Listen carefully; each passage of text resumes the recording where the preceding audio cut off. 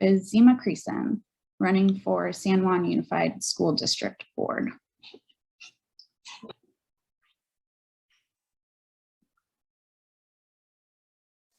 Hi, Zima.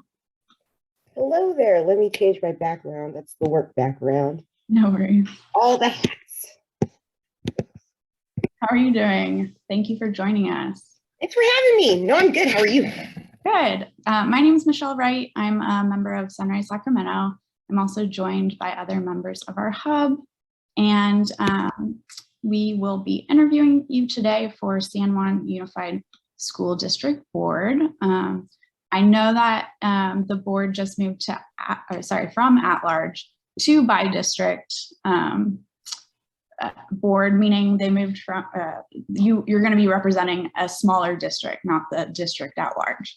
So the way that today will work is I'll give you 5 minutes to introduce yourself. In that time, I'm hoping you could probably tell us a little bit more about San Juan Unified School District, the position that you're holding and that you're planning to run for again, as well as how the at-large to kind of by district change affected you and how the current redistricting might affect you as well, if you don't mind. No, I don't mind at all. Okay, great. So you'll have 5 minutes, which is pretty long for that part. Following that, we'll do a 25-minute Q&A. We have some questions prepared from our hub members, and we have a number of them. So as many as you get through would be great. We'd love to hear as much as possible. So in the intro, would you like me to warn you when you have like 30 seconds left, something like that? Yeah, that'd be great. Okay. Let's see. Actually, I'll warn you at a minute because I don't really have a timer up. So Okay. I'll give you a minute warning. It's not going to be too strict today on that. So you'll have 5 minutes for your intro and take it away. Okay, sounds good. So hi, I'm Zima Creason. I'm the Vice President of the San Juan Unified Board of Education. I'm really honored just to have the opportunity to connect with all of you today, and I would love to earn your support for my re-election campaign. I was originally elected to the seat in 2018. I'm the daughter of a Black woman from Mississippi and an immigrant from India. I'm a really proud mama, and I'm a sitting board member that has a kid currently attending a district school. I'd like to take just a moment to share a really fond memory that I had. I had the honor of meeting the young leaders that famously stood their ground in support of the Green New Deal a few years ago. They were in the news for their really strong advocacy when they engaged Feinstein. I signed the pledge promising not to accept campaign contributions over $200 from Fossil back then. And I brought the little picture. I don't know if you guys are going to be able to see it very good. I posted on social today too. But that was a really fond memory. And I'm like, I'm not going to walk away from these kids. We had a great little chat, but I also renewed my commitment today signing your pledge. So, I'll talk a little bit about what I can do and what I plan to do to advance our shared goals. First, I won't lend my endorsement or support to anybody that denies climate change or those that block climate justice efforts. I'll continue to raise awareness of climate justice efforts led by experts such as yourself and others at the local level, and work to empower the engagement and advocacy of others, especially our young folks, and raise awareness of what's going on. Because a lot of the issue is folks just don't know and they don't know how to engage. So I'd love to help in that way. I'd also just like to mention there's incredible opportunity in the current state budget. So the governor released his draft budget last week, the January budget, and there's millions of dollars dedicated to climate justice. And so it's so important that folks remain engaged through the budget process so we make sure those dollars truly are allocated in the final budget later this year. So tremendous advocacy opportunity there. I would love to engage young folks, raise awareness, and engage them in those efforts. I'll continue my support and leadership in greening our schools. So solar energy on campuses, less waste, bringing in green buses. Also continue my commitment to, building good jobs, good green jobs, not just any job, but jobs with family supporting wages and benefits. I'll do that with my school board hat on, but also as the executive director of the California EDGE Coalition. EDGE is a statewide policy and advocacy organization focused on addressing the skilled workforce shortage and creating pathways to the middle class with a real eye on economic mobility for Californians that have been left out of our state's prosperity. In the past, we've been very focused on adults, but we have just recently brought in our scope to include opportunity youth. Those are young folks that are not working and not in education. So an incredible pool of talent that deserves all the opportunity in the world and needs those barriers removed. So I want to address the questions you wanted me to cover. You know, in SJUSD land, I may be 100%. It's really hard to be a school board member right now. So number one, it's just keeping kids and staff safe and keep the learning going, and also addressing mental health. For many years, I served as the CEO of Mental Health America of California prior to leading the California EDGE Coalition. I'm really proud to be on their board right now. So, you know, just addressing mental health issues, keeping kids and staff safe, keeping the learning going is, you know, first and foremost.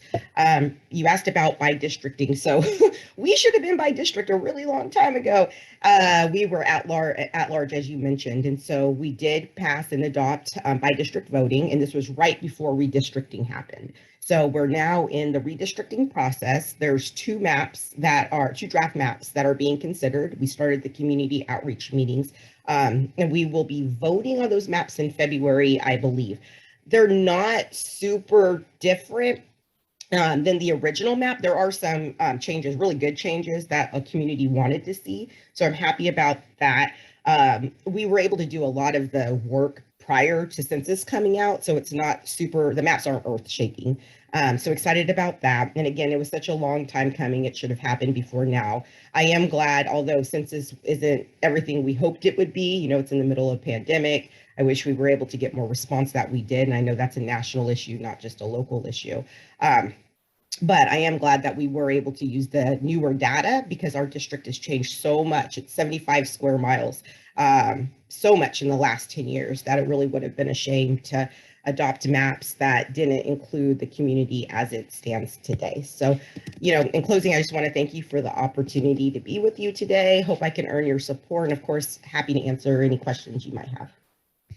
Great, thank you, Zima. And just to clarify, what areas does your district in the new by district board represent?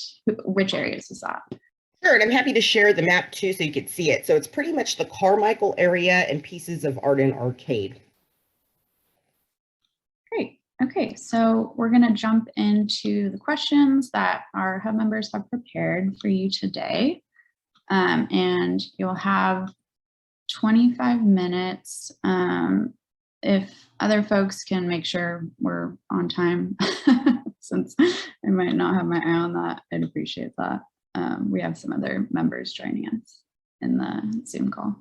All right, so the first question is, what do you feel has been your greatest win in your last term?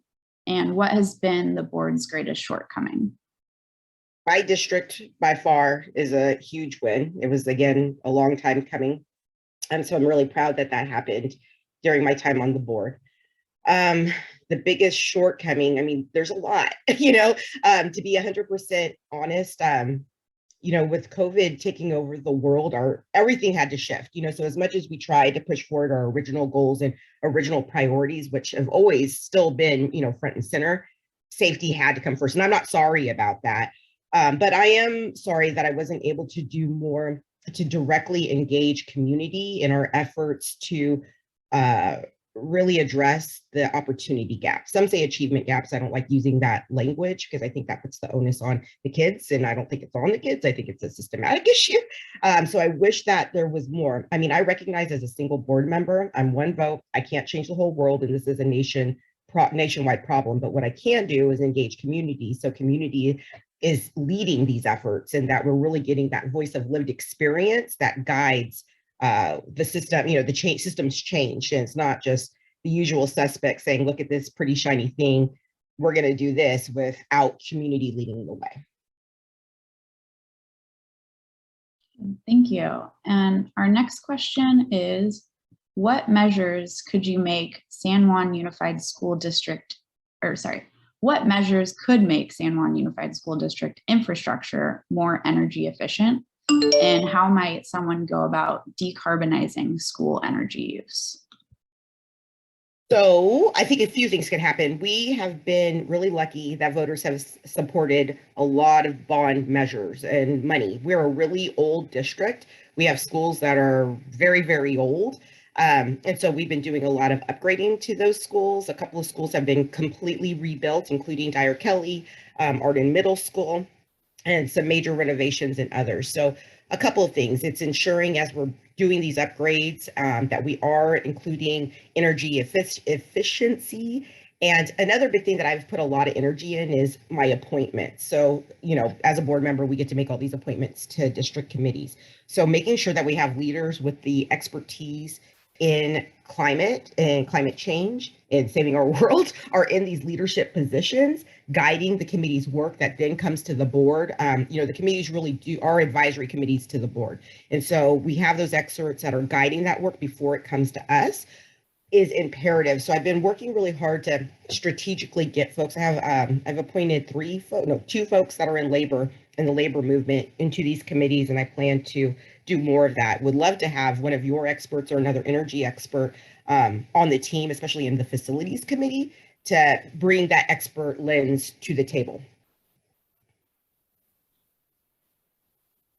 Okay, great. And then our next question is, it ties into what you just mentioned. What is your relationship with organized labor in your school district? I am very proud of my relationship with organized labor in my school district and beyond. I'm a labor head. I have actually never been a part of a union. My husband, though, works for SMUD and has been part of a union for 20 years. My mama was a school bus driver for many years and a union member. I proudly was early endorsed by Sacramento Central Labor. I was really excited about that. I have a very, very close working relationship with sheet metal workers who actually one of their members is the chair of our bond oversight committee. We have another member that serves on our facilities committee. So my relationship with labor is great, and I want to continue that relationship. As for in the district, I was proud to be endorsed by CSEA in my original campaign. They're still going through their process, so I haven't interviewed with them, so I can't speak to this year. SJTA, I was not endorsed by last year, but we have a wonderful work, or last election is what I should say. We have a great working relationship. And so, and actually I speak, even though I didn't get that endorsement, it really speaks to that shouldn't be the end of the relationship, right? We all have work to do, and we have a great relationship. I respect labor. I've said on the dais on record many, many times, especially during the pandemic, of course, kids come first, we're education, but this is a workplace too. This is a huge workplace, and we have to honor our contracts, and we have to work with our partners to ensure that our workers are well as well too. Awesome, thank you. The next question is, during wildfires, schools, like all buildings, often face poor indoor air quality from particulate matter and smoke. How can SJUSD schools improve filtration, or what other measures can schools take to ensure better air quality for students and staff? Well, it's going to be an ongoing issue now, which is just so sad. So we've done a couple things. I hope I get this right. I think it's the purple meters.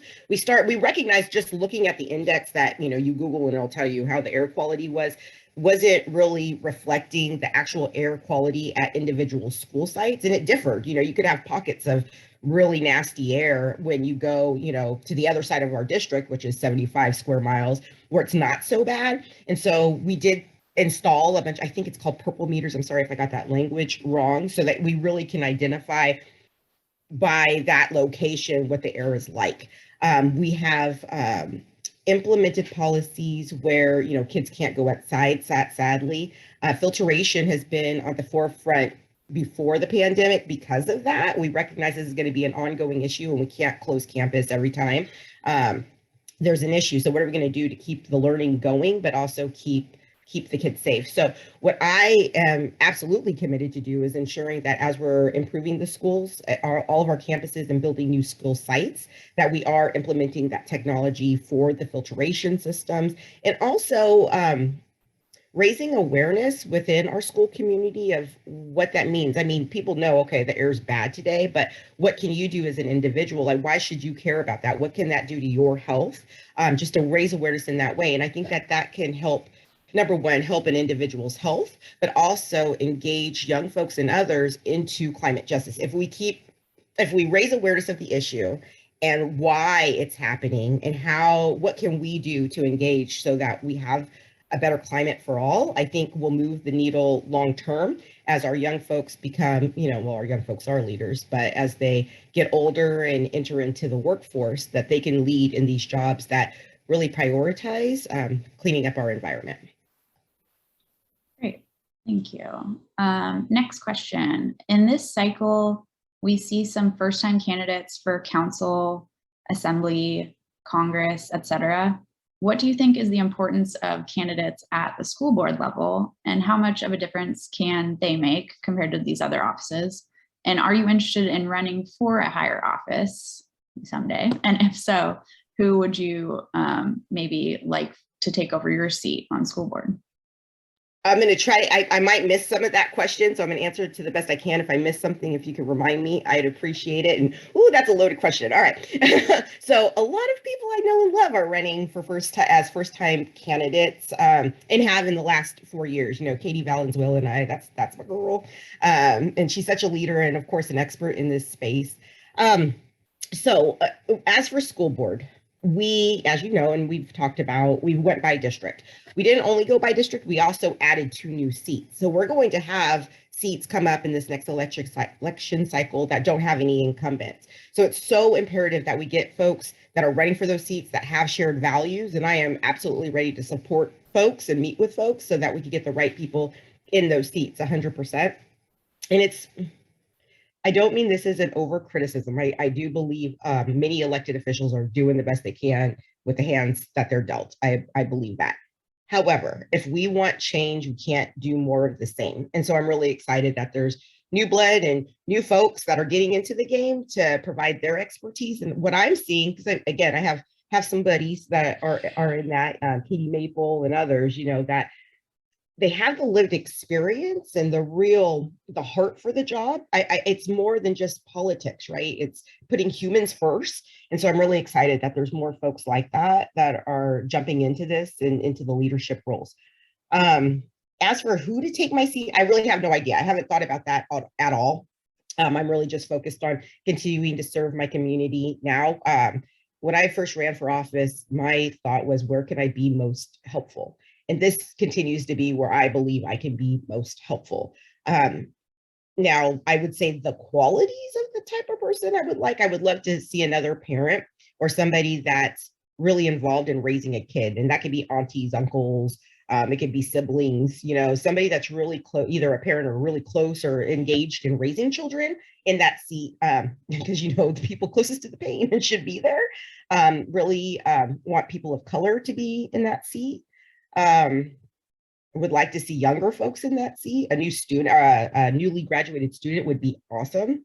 A climate justice expert would be awesome. But as for a specific person, I haven't thought too much about that. Higher office, that is such a loaded question. So in a full transparency, I 100% thought that I would run for higher office. Specifically, I wanted to run for assembly when Ken Cooley termed out. I'm rethinking it. I don't know. Right now, my goal is school board. This is where I know I can make the most change. This is where I'm needed.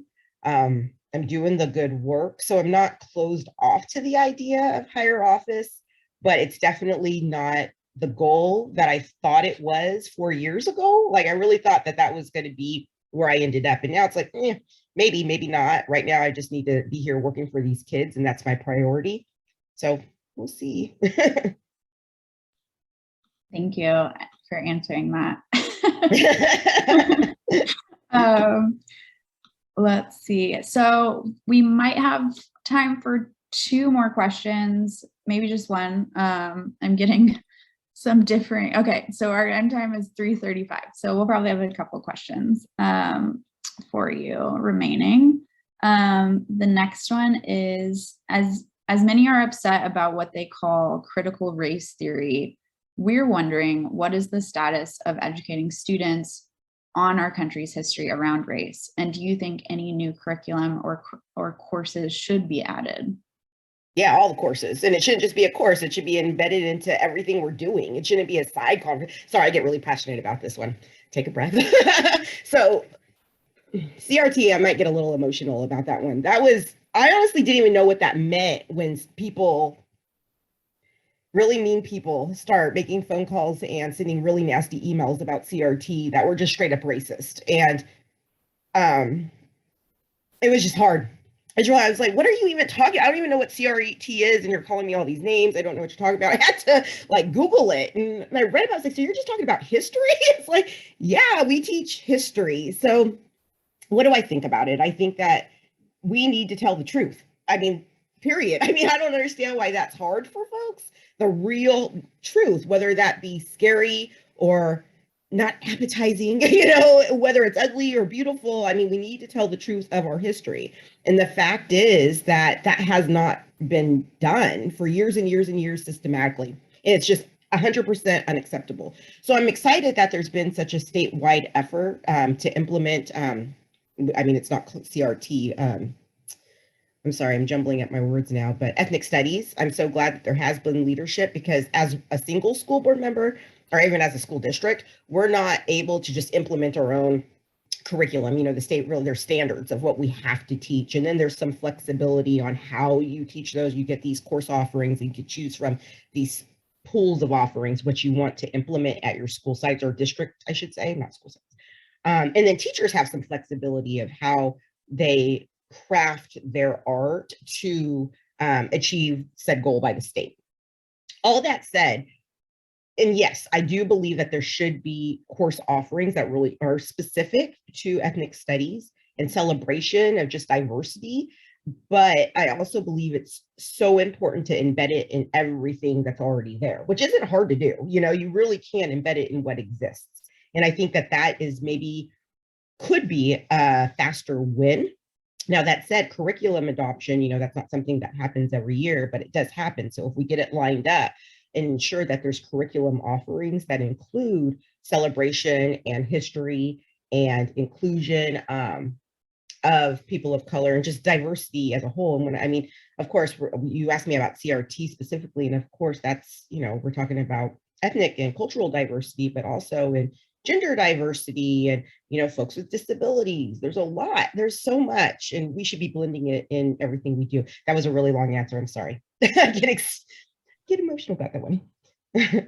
Appreciate it.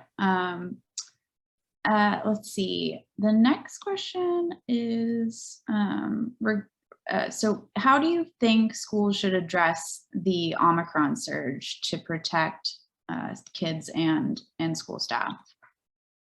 Yeah, so I have been consistent with my position. We have to follow standards. I'm not a doctor and I'm not a scientist, and I don't want to pretend to be one. Me pretending that I know better than health officials could kill people, period. I have been asked in my position, will you reject the mandates, reject, masking and vaxxing and all these things? And I'm like, no, I will never do that. I have to trust that the people that are making these mandates do have our public interest at heart, and we as a school district have to implement those health standards and those guidance. Now, health standards and I've been actually very proud of our district. I feel that we've done a really good job of implementing directives as they have moved forward. It's tricky though, because they change so often, and so, really often they could change week to week, understandably so. But it takes a second to be able to adapt and implement and move it forward, educate everybody at school sites that have to actually make it happen. So I think my answer is just to continue to do that, making sure that we are following the guidance that's coming from CDP and local, Dr. Kassiri and her team. It's so important. And I would say too, pushing back on this narrative that these health standards are nothing more than a political statement, which isn't true. I mean, masks have become a political statement, which just boggles my mind. I'll also share, and actually there's some groups that really kind of were pretty nasty to me for doing it. I was sure to, like, when I got vaxxed, my whole family's vaccine boosted. When I originally got the vaccine, I made a commitment. As soon as I was eligible to get this vaccine, I'm going to get it. And I'm going to post it all over social media to just be a leader in that space. I'm doing it. You should do it too, especially as a woman of color, especially from the Black community. There's understandably some mistrust when it comes to government healthcare issues, you know? So I wanted to stand up as a leader and just show folks I'm doing it. Please do it as well. And I'll continue to do that. There were some groups that, you know, try to say that I abused power by getting the vaccine, and I didn't. I checked it 15 times. I got the email that I could, I did, you know?